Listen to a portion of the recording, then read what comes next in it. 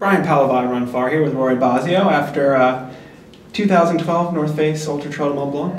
Or a version of it. Something version. Slightly resembling. Yeah. It was, only version I know, so. That's right. This time, yeah.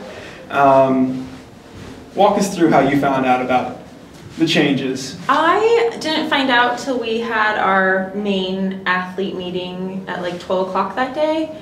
And they're like, oh, the course has changed, and I was like, okay. I was a little bummed at first because, I really wanted to go all the way around, but, I don't envy the position of the race directors. This thing just seems like such a huge, massive thing, and I know they probably agonized over the decision and had to think about the safety of all the runners. Yeah. So I think it made sense what they did. I totally understand why they did it, and, we probably wouldn't have been able to really see many views anyway. So it made it a different kind of thing. Yeah, a night race. A night race. I've never done a night race, so yeah, it was kind of fun. New experience. Seeing a sunrise. Yeah. You never see race for the sunrise. No, never race for this. And then finish and be able to go and have like your croissants and coffee right after the finish at breakfast. So it was a little different. Yeah, this is not American racing. No, not American racing. No. How did your race go? I mean, you had to change from that mindset of 104 really rugged miles. Yeah. Well, the start of the race is like running with the bulls. It's like, and I like how like it's like within 20 meters of the start they have like a hairpin turn to the right. I was like, ah. Don't be on the outside. Yeah, right. And the race started off way too fast for my liking, so I kind of tried to hang back, and then hooked up with Chrissy Mail and got to run some miles with her, which was really fun. And then just kind of steadily made my way up the first climb, and then got passed by a ton of people on the downhill. Oh yeah? Yeah, those guys, man, they fly. They can just fly down that hill. It was really steep, and it's one of the, I wouldn't call it technical, but it's one of them. It's maybe the most difficult portion of the course that I've run. Yeah, in terms of, I think so too. Just the downhills are really steep, and it was so muddy. It's like a ski slope. Yeah, you can't really see, and it's kind of like off center. So that was hard, and I hit kind of a rough patch hiking up to Le Boule or Le Baume, that one, and wasn't feeling very good, and got passed by a ton of women, and I was like, there goes another one, there goes another one. And then once we got to the top, or towards the top, and it was in the snow, I kind of was like, I like this, and from then on I felt pretty good. Yeah. Is there any point in the race where you really started pushing it?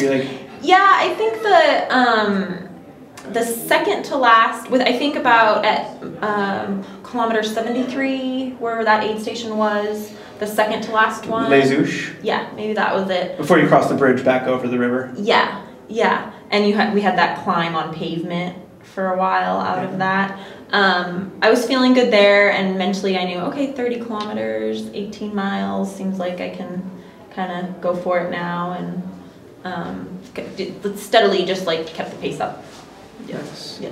And during that, did you get any good updates on where you were in the women's field? I had no idea the whole night. Well, because I had told Ashley, my crew, like my main crew person, I said, I don't need to know, I don't care, like just keep me happy, keep the kind of vibe positive. So I didn't know what position I was in till about 4 kilometers towards the finish, and some guy, I think he was a Vibram guy, was holding up the 4, like a 4 sign, and it must have been 2 kilometers to go, and I was like, I thought I only had 2 kilometers to go, not 4. Oh. And he was trying to tell me like, oh, you're the 4th woman.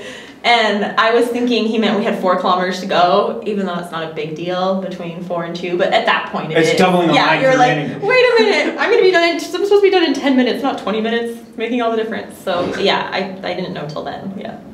But you could tell you were moving up and moving well. I could tell because I had passed 2 women, and then nobody passed me in terms of men or women for like the last 20K. So I felt pretty good for that part. Yeah. So it's a solid finish. Yeah, I was happy with it. Yeah. Yeah, it wasn't bad. So you didn't get to go around Mont-Blanc this time? No, not this time. But You think you'll? Oh, I'm coming back for sure. I loved it. I loved the whole race experience. The spectators, like the little kids that like put your hand out and you get to like slap their hands and saying bonjour to everybody, and just wait till you get to go in Italy and what they're saying changes, exactly. and then you go back to Switzerland. This was like a nice little taste of racing over in Europe, and I loved it. I loved all of it. So yeah, nice. I'll be back if they'll have me. I'll be back. Yeah. And when you head back to the States, might you be running the North Face Endurance Challenge? Oh, definitely. Yeah. Is that your next bit focus, or? I think so. Well, I haven't signed up for any races except for that one in December, because I was figuring I was going to be so wrecked from this one that I didn't want to race. But I might do something in October, because this wasn't as devastating as I thought it would be physically. So gotcha. Or mentally. Yeah, or mentally. So I'll probably do some little race or something. So cool. Great. Well, congratulations on your 4th place. Yeah. It was fun. You rocked. Yeah. Thanks. Hi, Mom. If you had a dance party in your head right now, what would you listen to? Oh, I was already listening in my head during the awards ceremony to Shoop by Salt and Pepper. Shoop, shoop, ba-doop, shoop, ba-doop. That's nice. What I'd be listening to. Yeah. They didn't play that last night at the discotheque, despite my requesting it. You would have danced to that. Oh, yeah. Yeah. Nice. Yeah.